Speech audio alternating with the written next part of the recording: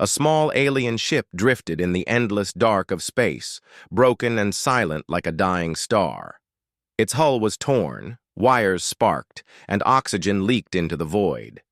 Inside the ship lay a single survivor, weak and terrified. His skin was pale blue, his eyes wide with fear as his shaking hands moved over the controls. He knew his kind was finished, his people hunted and destroyed by something far stronger than them. His ship was only a fragment of an empire that no longer existed. He had no army, no hope, only a signal left to send. With the last of his strength, he pressed the emergency beacon, and a pulse of light shot into the endless galaxy, carrying a simple, desperate message. It was not a cry of victory. It was not even a request for rescue.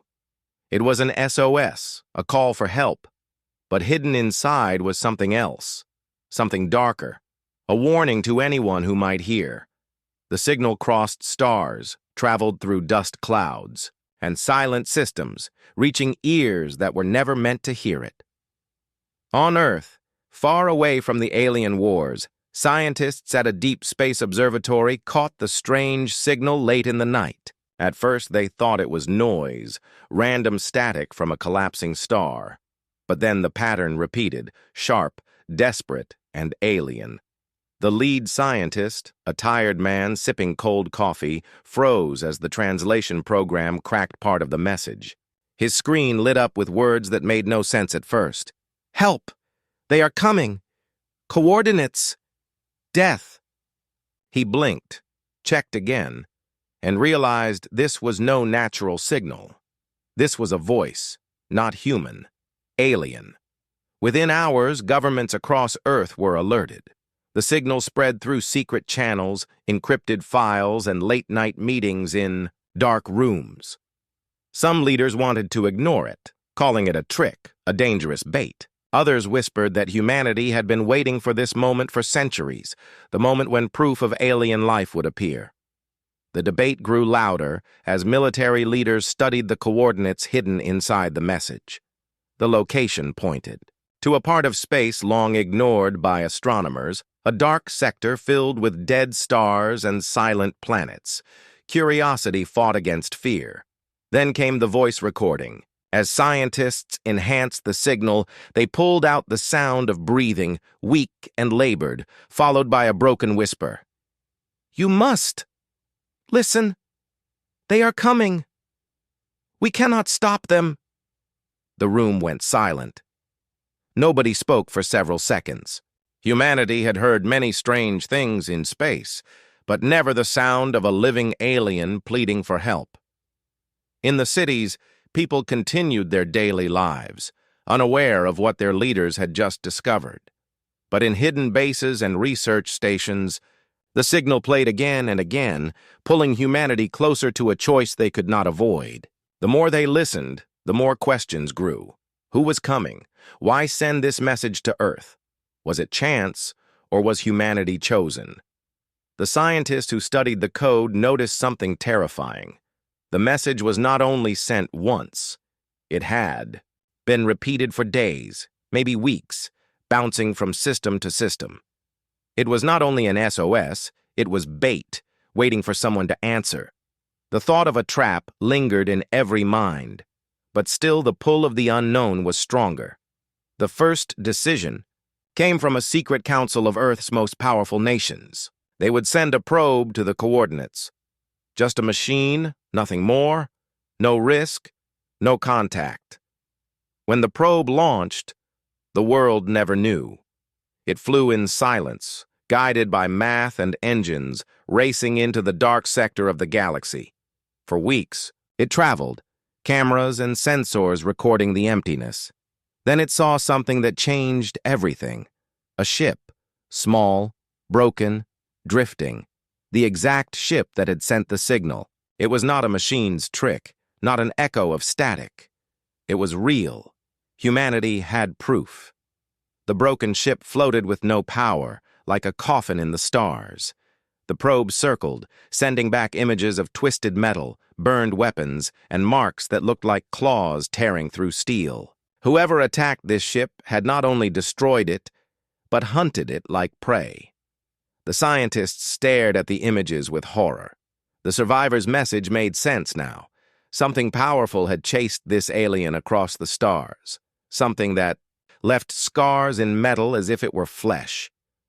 The probe detected faint life signs, weak but still there. One alien still lived inside the wreck. This discovery broke all debate. Some leaders wanted to destroy the ship before its enemy could follow. Others demanded humanity step forward, help the survivor, and claim its place in the galaxy.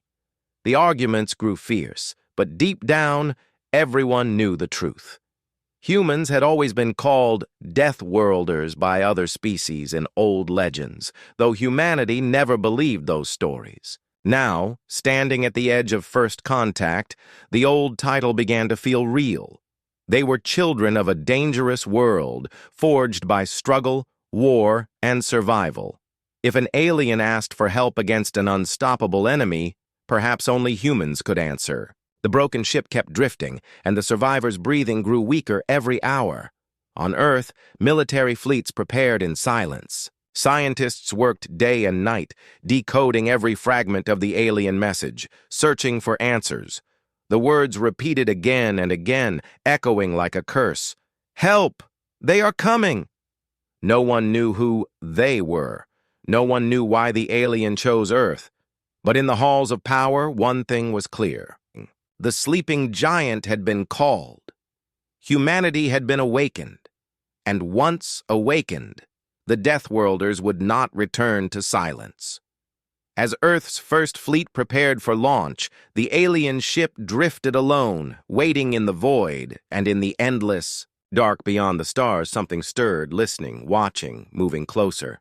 Far across the galaxy, light years away from Earth, the great council of alien civilizations gathered in their shining hall, built from crystal towers and glowing metal.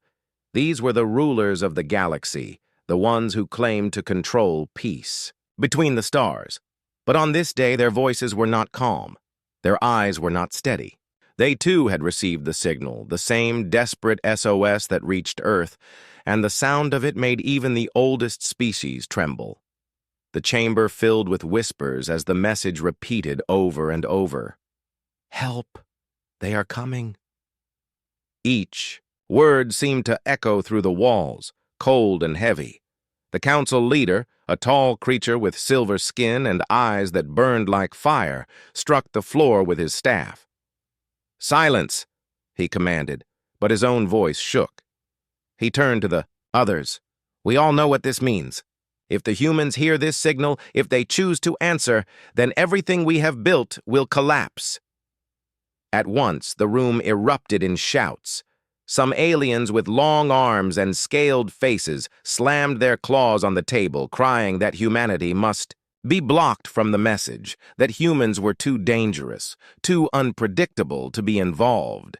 Others hissed and argued that it was already too late, for humans were clever, and if they caught the signal, they would not rest until they uncovered the truth. Fear spread through the chamber, for the legend of Earth was known even here. Deathworlders, they were called, a species from a planet so hostile that only the strongest could survive.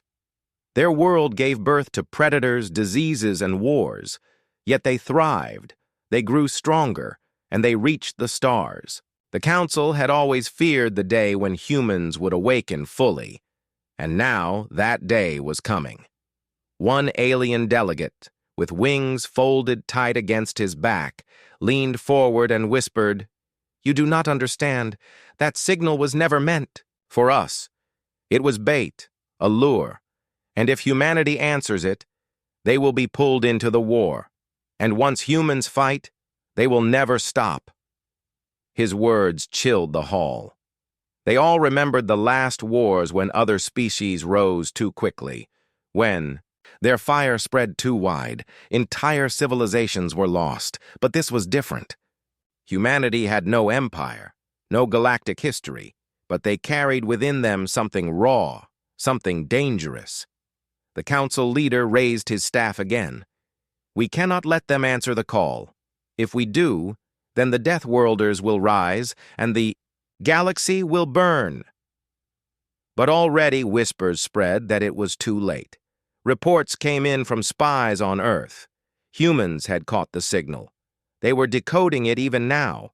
Some ships were being prepared in secret, the council chamber filled with panic. One elder creature, her skin like old stone, spoke in a slow voice. If they rise, if they march, then maybe they are the only ones who can stop what hunts us all.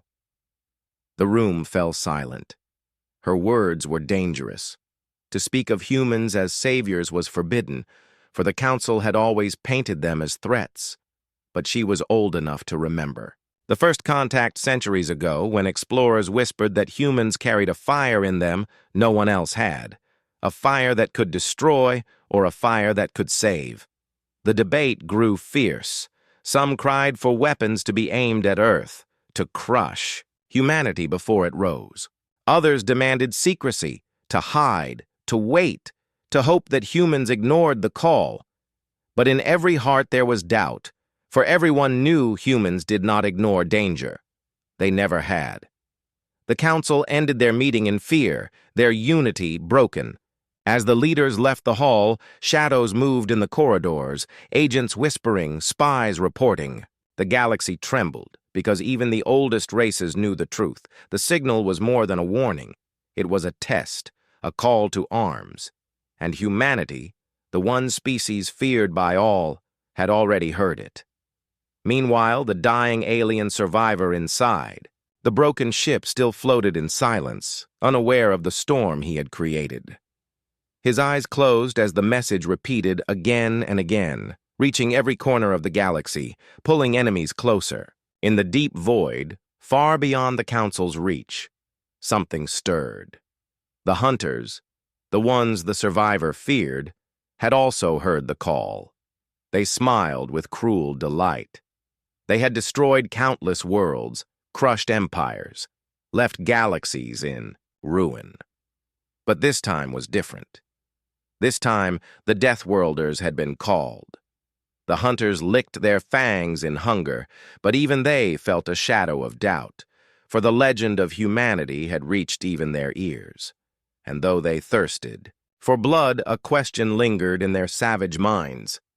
What if the legend was true? What if the sleeping giant truly woke? What if the galaxy was about to face not just prey, but predators born from the most dangerous world of all? On Earth, the scientists continued to decode, unaware of the full weight of the storm about to fall upon them. The council whispered. In fear, the hunters closed in, and the survivor drifted in silence, his warning echoing again and again into the cold, dark void. On Earth, the signal kept echoing in hidden rooms and secret halls where leaders, scientists, and generals gathered around glowing screens and whispered about the message that had crossed the stars. And for the first time in human history, every nation looked at the same threat together and knew that division could no longer stand, because this was not about borders or politics. This was about survival. This was about the destiny of humankind.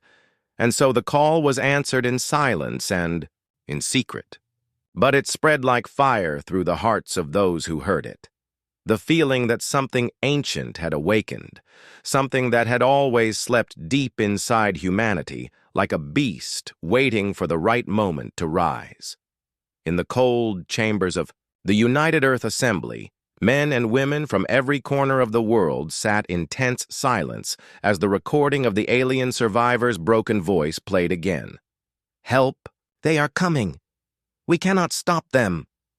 And though no one said it out loud, every person in that room felt the weight of those words pressing on their chest, because they knew humans had always been called Deathworlders by the few who had studied old legends of the galaxy, and if those stories were true, then maybe, just maybe, humanity was the last hope against whatever horror chased that dying alien through the void. Military commanders tapped their fingers on maps of the stars, pointing at the dark coordinates hidden in the message, their faces hard and cold, saying that probes were not enough, that Earth must send ships with soldiers, not just machines, Because if there was life, then there was war. And if there was war, then humanity could not afford to be unprepared. In underground hangars, great steel doors opened and the old war machines of Earth were pulled out from the shadows, modified and reshaped into ships that could travel further than ever before, while scientists worked day and night building weapons no alien had ever seen, weapons born from a death world where survival was a daily test, weapons meant not just to defend, but to crush any who dared attack. Yet even as the fleets were prepared, a quiet fear spread among the civilians who had heard whispers of the signal, stories told in secret cafes and late-night bars about voices from the stars calling for help. And though governments tried to bury the truth, the idea spread faster than fire. The idea that humans were no longer alone and that something was coming. In the dark offices of the assembly, one scientist stood and said, "If this is a trap, then we will still walk into it, because humanity does not run from traps. Humanity breaks them." And the generals nodded, for deep inside they all knew it was true. Humanity had never been the strongest, never the smartest, but always the most stubborn, and stubbornness had carried them through every war, every plague, every disaster their world had thrown at them. Now that same stubbornness burned like a flame across the planet as young soldiers signed up for missions that had no guarantee of return. Pilots kissed their families goodbye with smiles that hid fear. Engineers built ships with hands that shook from exhaustion but refused to stop.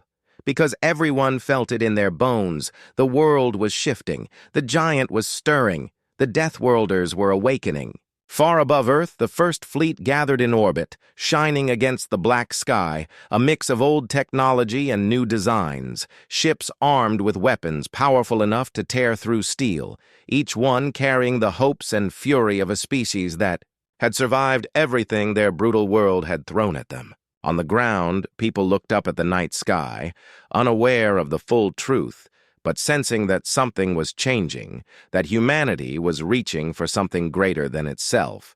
And in the shadows of the council chambers far away, alien spies reported in panic, whispering that Earth was moving, that Earth was preparing, that the humans had heard the call and were readying for war. The council leaders argued and shouted, terrified, but none of their words mattered now because the decision had already been made. Humanity had chosen to answer, and once humans chose a path, they never turned back. Back in the ruined alien ship drifting alone in the dark, the survivor still breathed, weak and broken. But when his failing eyes looked at the blinking light on his console, he knew his message had been received, and a faint hope flickered in his chest, even as his body grew colder, because maybe the legends were true. Maybe the Deathworlders really had been awakened. And if that was true, then the hunters chasing him across the galaxy would soon face something they had never faced before, something born from a world of fire and storm, something that had been sleeping too long. The alien closed his eyes, his lips whispering one last word, humans.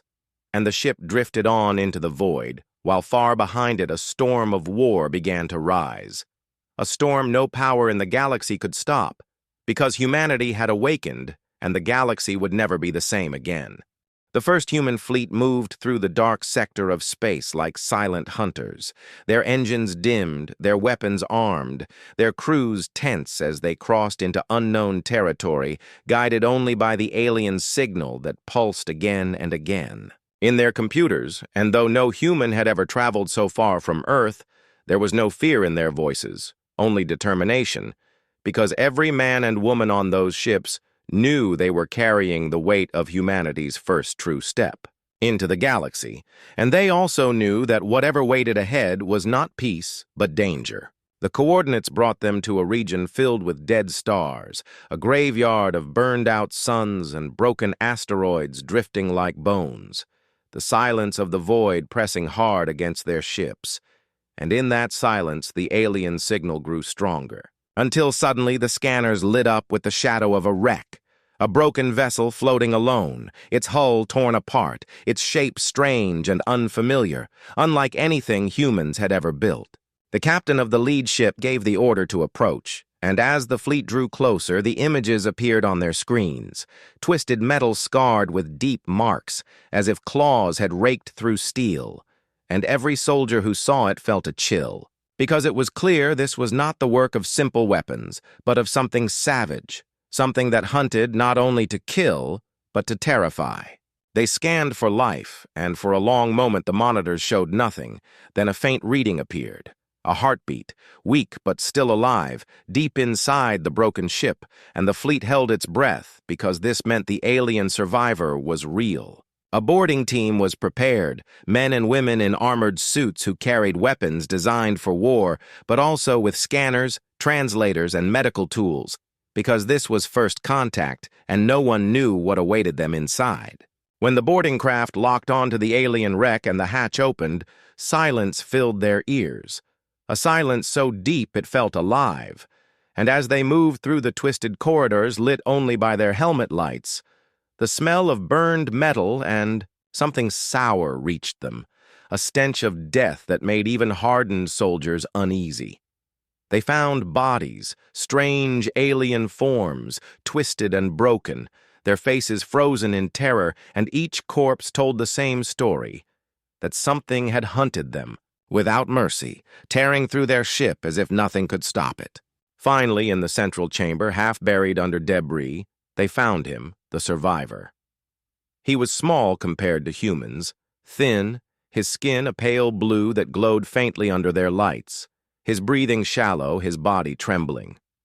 At first, he flinched away, his eyes wide with fear, but then he saw the humans' faces behind their glass visors, and something like relief flickered in his gaze, though his lips moved with broken words they could barely understand. The translator struggled, then cracked the first phrase, "You should not have come." The soldiers exchanged uneasy looks, but the leader knelt down, offering water, offering calm, speaking gently, "We heard your call. We are here to help." The alien shook his head weakly, his hand gripping the soldier's wrist with surprising strength as he whispered, "No, you do not understand. They will find you. They will find all of you." His voice broke into a cough, his body shaking, but his eyes burned with desperate truth. The humans carried him back to their ship, placing him in a medical bay, where doctors worked to stabilize him, machines humming as they tried to heal wounds not meant for human medicine. In the command center, the captain listened to fragments of the alien's words through the translator, and though the message was incomplete, one phrase returned again and again. "They are coming." The crew felt the weight of those words press into their hearts, and as reports went back to Earth, leaders and generals leaned over the screens with grim faces, realizing that this was no simple rescue.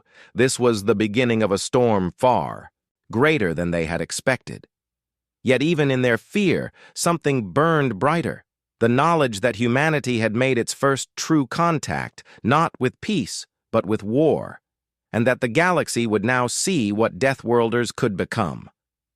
On the alien wreck, left drifting behind them, something stirred, a faint echo of movement in the darkness, a shadow that had waited, watching, unseen, and as the fleet carried the survivor away, a hidden signal was sent from the wreck into the black depths of space, a signal that spread like blood in water, calling to something monstrous. In the human ships, the survivor finally opened his eyes fully, staring at the humans around him, his voice trembling but clear enough for the translator to catch the words, "If you help me, you must be ready. You must fight, or everything will burn." His words filled the chamber with silence, every human knowing that the choice had already been made, that humanity had stepped into a war not their own, and that turning back was no longer possible because the Deathworlders had been awakened, and whatever hunted this alien survivor was already on its way. The alien survivor lay weak on the medical bed inside the human flagship, his breathing shallow, his skin pale like fading light, but his eyes were still filled with fear, not of death, but of something greater. And when the translator finally, pieced together more of his words. The crew understood why, because the survivor was not calling for rescue. He was calling for warning, and the truth spilled out of his trembling lips as the humans gathered around to listen. He told them of a race known only as the Hunters, a species older than empires, a race that did not conquer for resources or territory, but for the thrill of the chase, beings who lived only to hunt, feeding on fear, tearing civilizations apart. Like sport, and in his broken voice he explained how his own people had been strong, proud, united. Yet they fell in days when the hunters came, their fleets ripped apart, their cities burned, their children devoured, and no one had been spared. His ship had been the last, fleeing desperately into the void, hoping to find someone, anyone who could hear his warning, and his signal had reached Earth. But now he whispered that it may have been a curse as much as a call, because by answering, they had painted a target on themselves, and the hunters would now come for humanity too. The humans listened in silence, their jaws set, their hearts pounding, and though fear hung in the air, there was also something else, something burning, hotter than fear, a fury that no alien could quite understand, the fury of a Deathworlder who learns that someone dares to hunt them. The captain of the fleet leaned close and said, "If they are coming, then they will find that we are not prey." And though the alien tried to shake his head, whispering that the hunters were too strong, that no one had ever stopped them, the humans only grew more determined, for they were born on a world that had tried to kill them every day, a world where storms, beasts, hunger, and war had tested them for ages, and no predator in the stars could change what Earth had made them. Even as the survivor told his story, alarms began to sound through the ship, red lights flashing, because the long-range scanners had caught something, shapes moving in the void, ships without lights, silent shadows drifting closer, and though they looked nothing like human designs, there was no mistaking the intent behind their movement. The hunters had already arrived. The fleet tensed, weapons powered up, soldiers rushed to their stations, and in the medical bay the alien survivor's voice cracked with terror as he whispered, "It is them! You must run! You must hide!" But the captain shook his head and spoke with a cold calm. "We do not run. Not now. Not ever." The enemy ships emerged from the darkness, their hulls jagged and black, shaped like the bones of some vast beast, their weapons glowing with strange light. And when the first wave of energy blasts struck the human shields, the fleet shuddered but held. The battle began in fire and steel, the hunters attacking with savage precision, their ships moving like predators circling prey. But the humans answered with fury, their guns roaring, missiles streaking through the void. And for the first time, in countless hunts, the predators found their prey striking back. The enemy ships burned, torn apart by the stubborn defiance of Earth's children. But more came, more and more. And the fleet realized this was only a scouting pack, not the full strength of the hunters, only a taste of what was coming. Yet, even so, the humans refused to yield, and when the smoke cleared and the last hunter ship was shattered into pieces, the galaxy had witnessed something it had never seen before, prey that fought like predators, prey that bit back with the strength of a death world. The alien survivor watched in disbelief, his weak body trembling not only from fear now, but from awe, whispering that no other race had ever done this, no other people had ever stood against the hunters and lived, and he realized that maybe, just maybe, the legends of humanity were true, that maybe these strange beings from a violent blue world were the answer he had prayed for. But the humans knew better. They knew this battle was nothing compared to what was coming. And as reports were sent back to Earth, leaders and generals looked at the data and understood the truth. The hunters would return in greater numbers, with greater force, and this war was no longer far away, it was already at humanity's door. On Earth, factories roared to life, soldiers marched, fleets grew larger, and across the planet whispers spread, whispers of an enemy in the stars and of humanity rising to meet it. The council of alien civilizations trembled as they received word of the battle, unable to believe that humans had faced the hunters and survived, and already some voices whispered that perhaps the galaxy's balance was broken, that perhaps the Deathworlders had risen at last. In the dark corners of space, the hunters themselves received the news, their leaders snarling with rage that their prey had fought back, their hunger burning hotter, and they swore that they would descend upon Earth with all their fury, that they would tear apart this bold species and scatter their bones across the stars. But deep inside, even the hunters felt a sliver of something new, something sharp and unfamiliar, a shadow that had never touched them before, the shadow of doubt, for they had seen the eyes of humans in battle, and for the first time, they wondered if the hunt would truly end the way it always had. The survivor lay back in his bed, whispering to himself as much as to the humans around him, "The galaxy will never be the same now." And he was right, because the signal had been sent, the warning had been given, the hunters had been revealed, and the Deathworlders were on the move. The battle that humans called First Blood began in silence and ended in fire, and though only a handful of ships clashed in the void, its echo shook the galaxy, for it was the first time in history that the hunters met prey that did not flee, and the first time that humanity tasted war beyond their own world. The human fleet had survived the first attack, but their captains knew it was only the beginning, and when the wreckage of the hunter scouts drifted cold among the stars, the soldiers stood at their stations with clenched fists, not celebrating, not relaxing, because in their bones they felt what was coming.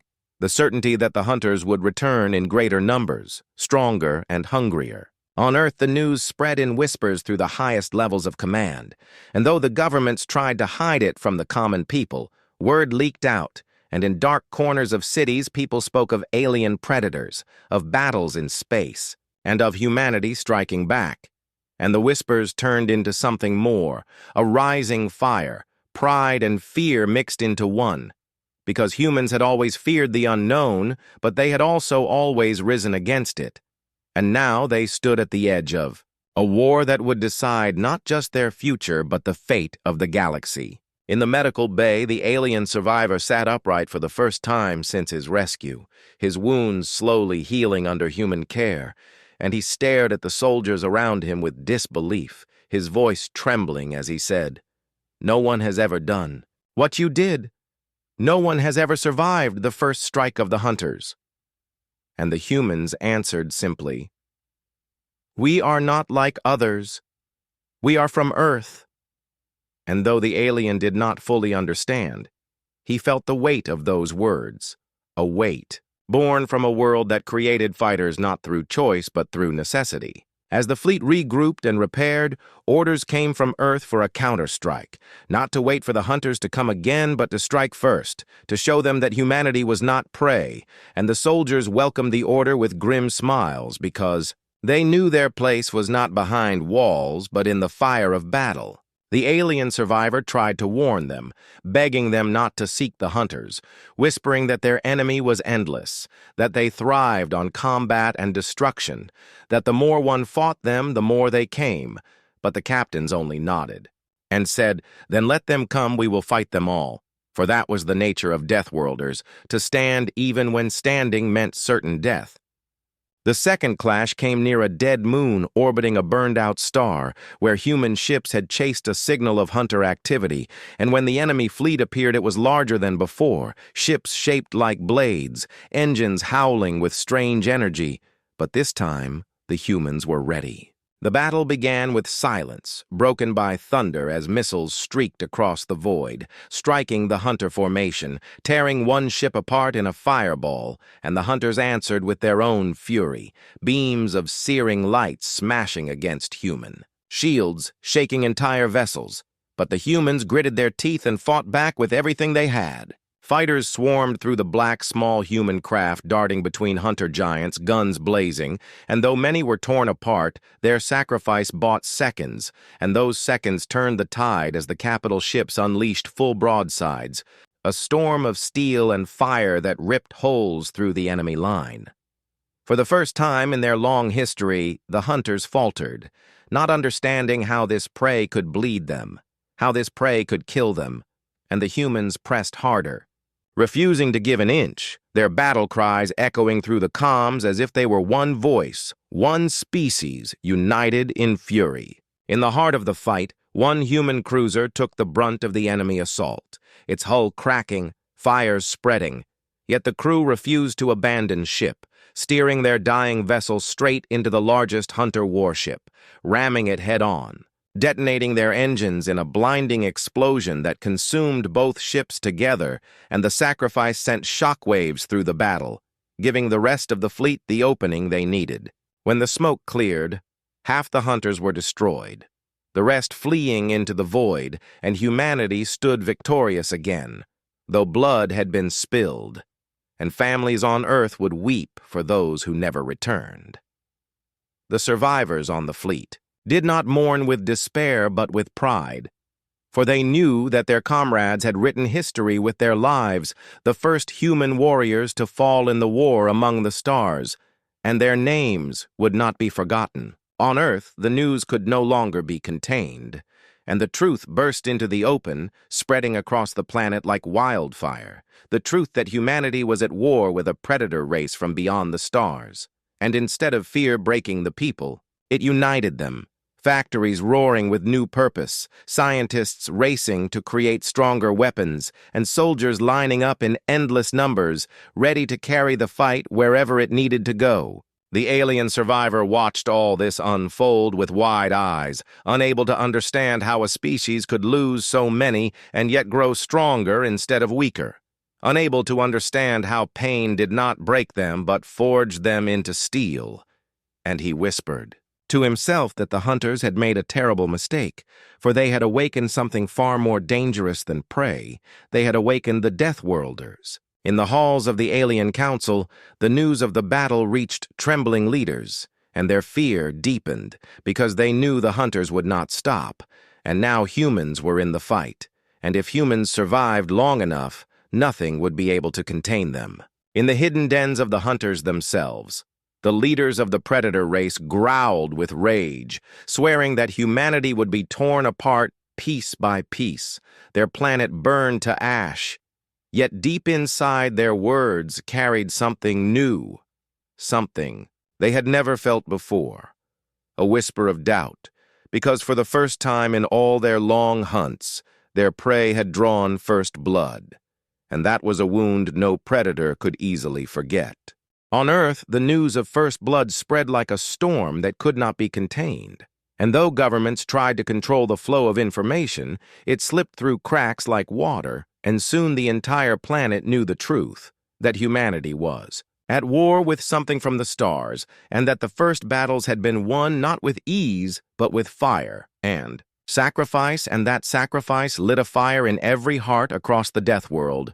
For humanity had always fought each other for land and power, but now, for the first time in history, they fought together not against themselves, but against an enemy that wanted to erase them. And that unity forged something terrible and unstoppable, something the galaxy had whispered about in legends, the wrath of humanity. Factories worked day and night forging steel into ships and weapons, scientists unlocked secrets once thought impossible, and even those who had once resisted war now lent their strength because deep inside everyone understood this was not about conquest or greed. This was survival. And when survival was threatened, humanity did not bow, it struck back. The alien survivor who had sent the signal walked through the great hangars of Earth's fleet and saw men and women working with burning eyes, building ships faster than any species could dream of, and he whispered that no other race had ever risen so quickly after facing the hunters. No other race had ever answered fear with fury, and he knew then that the galaxy was about to change forever. The hunters had returned to their nests, licking their wounds and planning their next strike, but they did not know that humanity was not waiting for them to come. Humanity was preparing to carry the war into their own dark places, and the thought of that made even the bravest among the predators uneasy because they were used to prey running, not charging. In the Council of Alien Species, the leaders argued in fear. whispering that the humans would bring doom upon them all by provoking the hunters. But a few voices spoke differently, saying perhaps the humans were not doom, but salvation. Perhaps this. Wrath was the only thing that could shatter the endless hunt, and though the council could not agree, the seeds of doubt had been planted. On Earth, soldiers trained harder than ever before, entire generations preparing to leave their world behind and fight among the stars. And their training was not soft or easy, it was brutal, for they knew the enemy they faced was merciless, and to survive against merciless predators, one must become something worse than a predator. One must become unstoppable. The alien survivor watched their training and trembled because he realized the hunters had unleashed something they could never contain, a storm that grew stronger with every strike against it, a fire that burned brighter the more it was tested. In orbit, the new fleet took shape larger than the first, stronger, more advanced, bristling with weapons and shielded with technology born from desperation and genius. And every ship carried not just guns, but the fury of a species that had been challenged by death since the beginning of its existence. Across the planet, people looked to the skies with pride mixed with fear, knowing that their sons and daughters would sail into darkness, not all of them returning, but all of them writing history with their courage. The first war councils were called, not to defend Earth, but to plan attacks deep into hunter territory, to carry the fight where it had never been carried before, and the generals spoke with iron in their voices, saying that humanity did not wait to be slaughtered, humanity hunted back. The alien survivor tried to warn them again, saying the hunters were endless, saying that their nests were too many.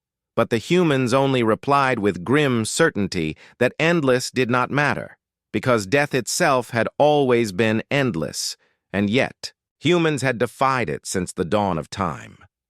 In the quiet of the night before departure, soldiers wrote letters to families, whispered prayers, or sat in silence. But not one turned away from their duty because something far greater than fear burned in their hearts, something older than war, the will to survive and protect their kind.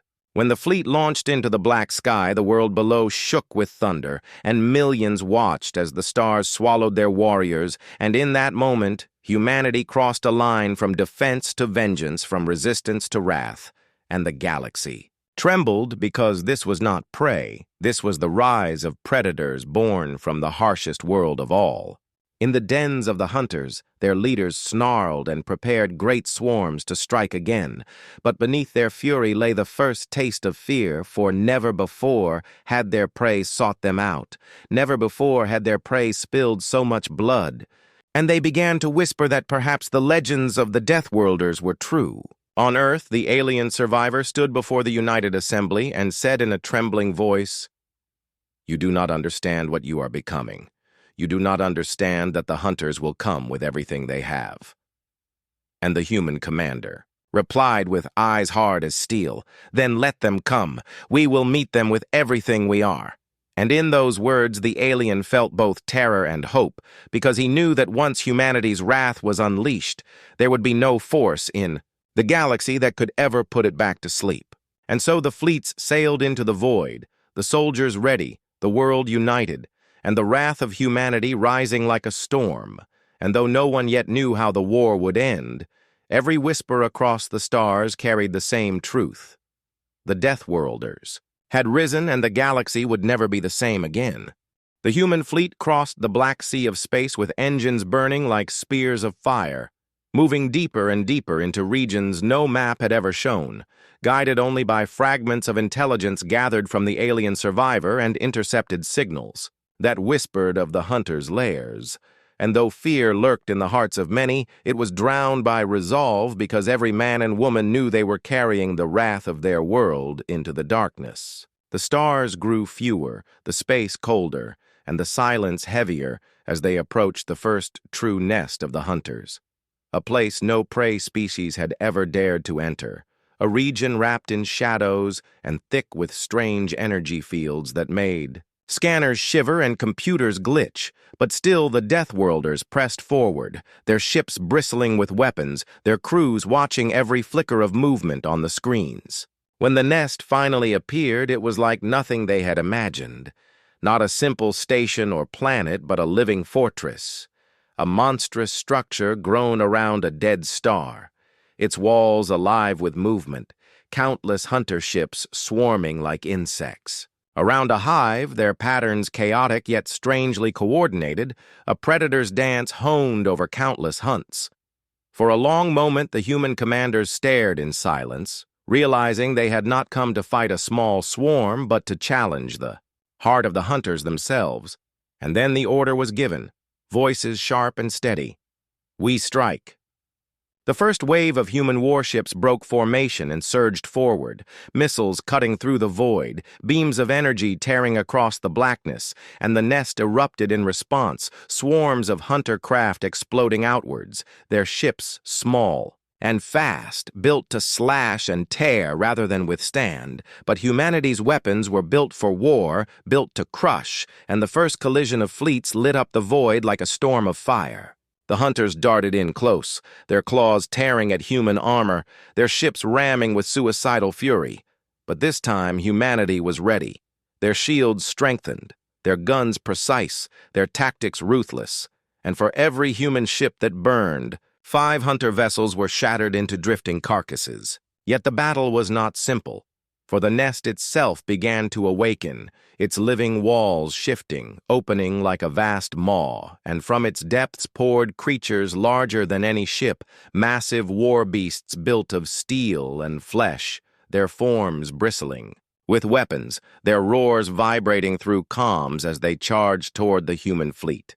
The clash that followed was brutal. Human dreadnoughts unleashing all their firepower against beasts that should not exist, explosions tearing across the void, bodies of hunters and humans alike scattering into the endless dark, and still the fleet pressed forward, driving into the very mouth of the nest. Inside the command deck, the alien survivor stood trembling, watching with wide eyes as humans fought with a ferocity beyond imagination, and he whispered to himself that no species had ever dared this. No one had ever carried the fight so deep, and he felt both hope and dread because if humanity survived this night, the galaxy would never be the same. The humans knew retreat was death, hesitation was death. So they pressed harder, boarding teams launching into the nest itself, soldiers storming through corridors dripping with organic slime and twisted metal, every corner filled with hunter. Warriors shrieking in rage, and the Deathworlders met them with gunfire, blades, and raw fury, turning the hive's halls into rivers of blood. Every second was chaos. Yet every step was forward, for humans had learned long ago to turn chaos into strength, and even as casualties mounted, their determination only grew stronger, as if the heart of the nest itself fueled their wrath. Deep inside the hive, strange chambers were discovered, filled with cages, bones, and relics of countless species who had come before.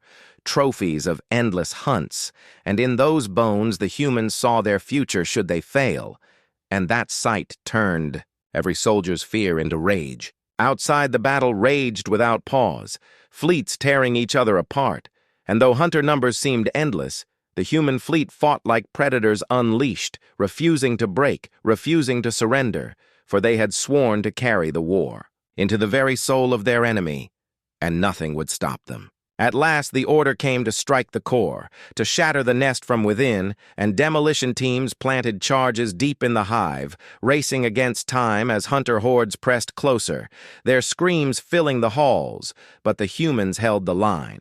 With blood and fire, every fallen soldier buying seconds for the mission to succeed. When the final team emerged, wounded but alive, the charges armed, the fleet pulled back, engines screaming as the nest trembled.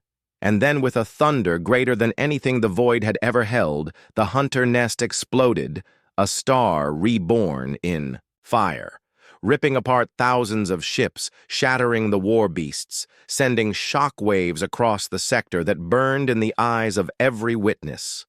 Silence followed, broken only by the heavy breathing of survivors, and in that silence, one truth echoed across the stars: the hunters were not invincible. Humanity had walked into the lair of the galaxy's greatest predators and burned it to ash, and though the war was far from over, though the hunters would come again with fury multiplied, the balance had shifted, and the galaxy now whispered, not in fear of the hunters, but in awe of the Deathworlders who dared what no one else had dared.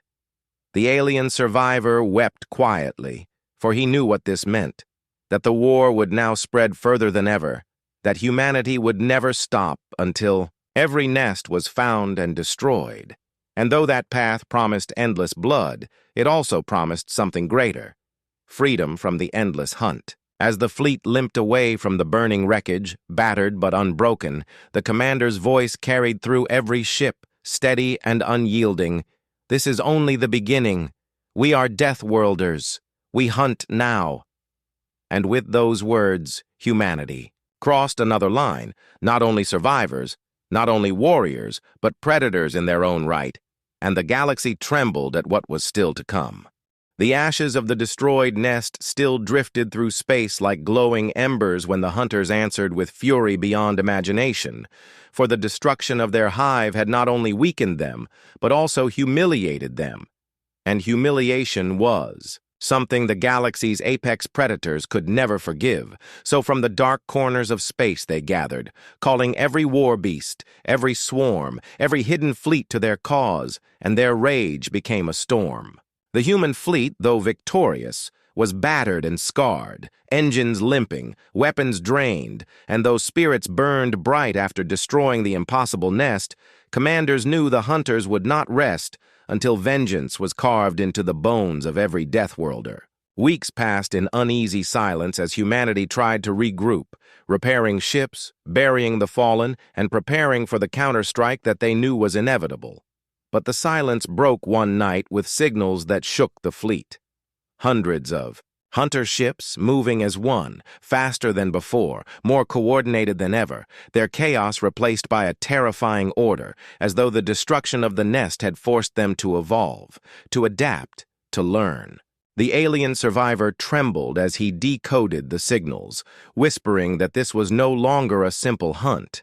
This was war in its truest form, and he warned the commanders that the hunters would not just strike, they would burn entire worlds to show the galaxy their strength had not faded. The first human colony fell before the fleet could respond, a small settlement on a distant moon, its skies torn apart by hunter fire, its people slaughtered without mercy, and the footage reached the human fleet like a knife to the heart, filling.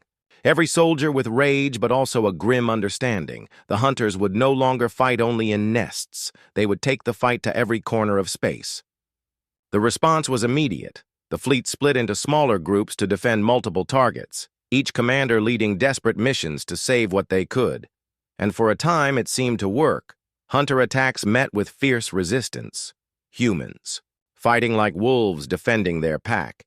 But the hunters had learned their tactics, and soon they began striking with feints, luring human ships away before striking undefended systems, leaving trails of ruin in their wake.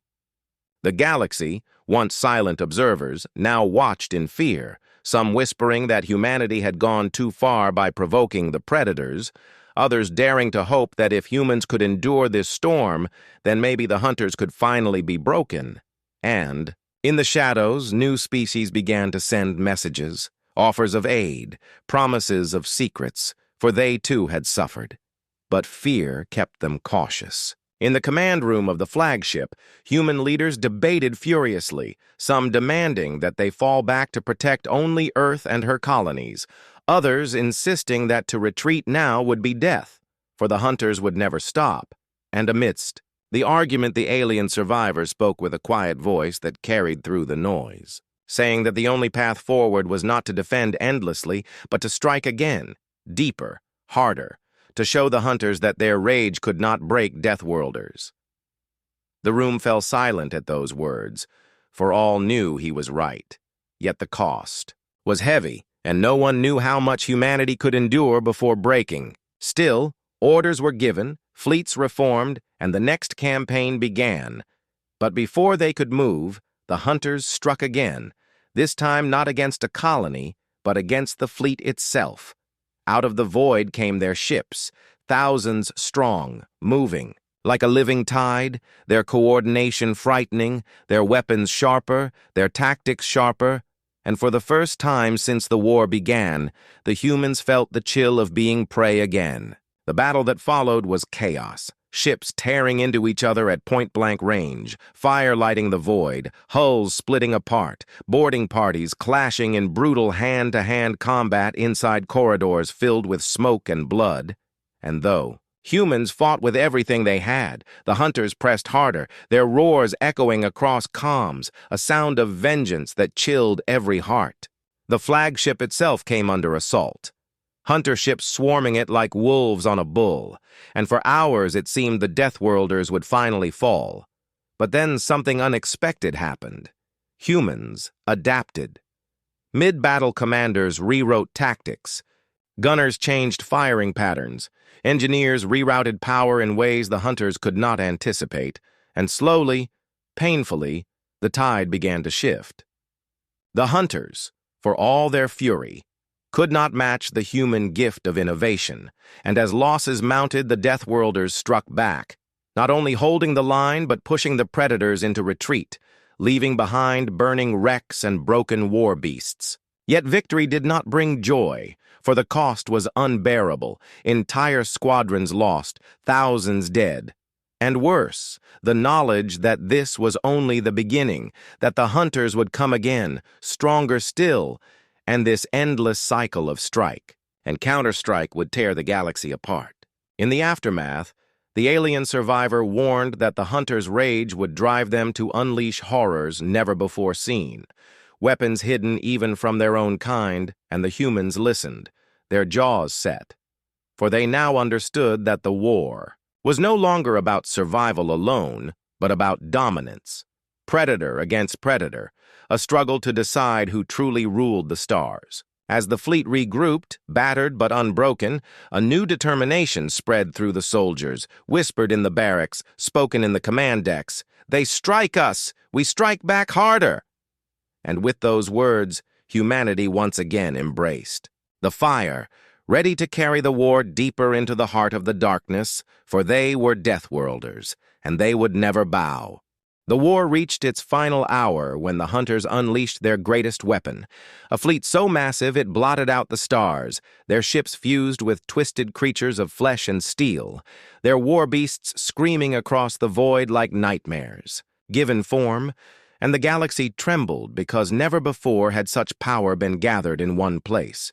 Yet before them stood the battered human fleet, scarred from 100 battles, outnumbered and outgunned, but unbroken. And in that silence, every soldier, every pilot, every commander knew this was the end, that there would be no retreat, no hiding. Only one last stand that would decide whether Deathworlders rose or fell. Across the human ships, the message spread like fire, not from the mouths of leaders, but from the voices of ordinary fighters, whispering 3 words that grew louder until they thundered through every deck. "Hold the line!" Engines roared. Cannons glowed, and hearts beat as one. For even though fear gnawed at their bones, the will to fight was stronger, the will that had carried humanity through fire, ice, plague, and endless wars on their own savage world. And now that same will was sharpened into a blade that would strike the hunters. The alien survivor, weak and fading, stood at the command deck, his eyes full of awe as he watched humanity prepare, whispering that no other species would fight this way, no other would choose to face annihilation head-on, and he understood at last why the galaxy had once called them Deathworlders. Then the storm broke. Hunter fleets charging with roars that shook the void, their weapons tearing space apart, their war beasts clawing through hulls, and the humans answered with fire and steel, missiles streaking, railguns booming, ships colliding. In desperate ramming maneuvers, each clash a blaze of destruction that lit the darkness brighter than any sun, and though ships fell one by one, each death carved a wound into the enemy, each sacrifice dragging more hunters into the abyss. The flagship became the heart of the storm, its cannons burning red with endless fire, its shields cracking and reforming, and within its halls, soldiers fought room by room, their screams and gunfire echoing as hunter beasts ripped through the corridors. But the humans never yielded, even when blades pierced their armor, even when claws tore their flesh. They fought with bare hands and teeth if nothing else remained, because surrender was not in their blood. Slowly, the battle tilted, not because humanity had more ships, not because their weapons were stronger, but because their will refused to break.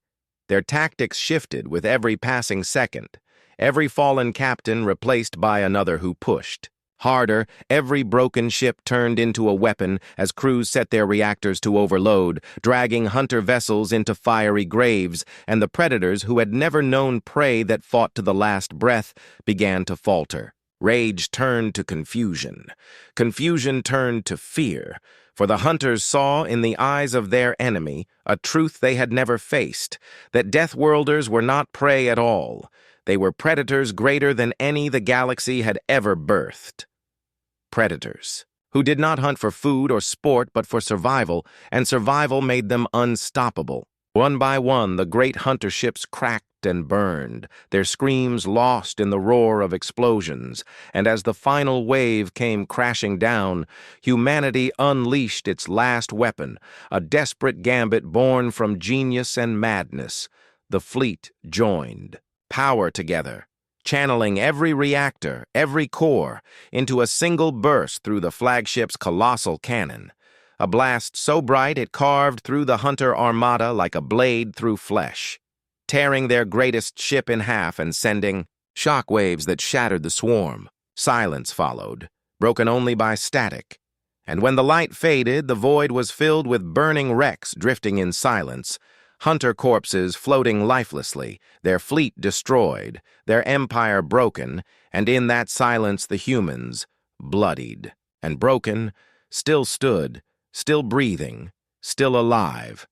The alien survivor collapsed, tears in his eyes, whispering that the galaxy was free, that the hunters were finished, and though he knew humanity had paid the highest price, he also knew they had won a place no one could deny, a place not as prey but as rulers of their own destiny. Across the galaxy, hidden species emerged from the shadows, some in awe, some in fear, all acknowledging the truth. Deathworlders had risen, and nothing would ever push them back into silence again. On Earth, when the battered survivors returned, there were no grand parades, no songs of victory, only quiet mourning for the dead and pride in the living. For humanity knew war was not glory. War was survival, and survival was what they had achieved. Yet even as the ashes settled, the fire remained in their hearts. For though the hunters had fallen, the galaxy was wide and full of other threats. And now every star looked like a challenge, every world a test. And humanity, the Deathworlders, would never stop rising. In the dark, where silence once ruled, a new legend began to spread, whispered across colonies, across fleets, across alien halls of power.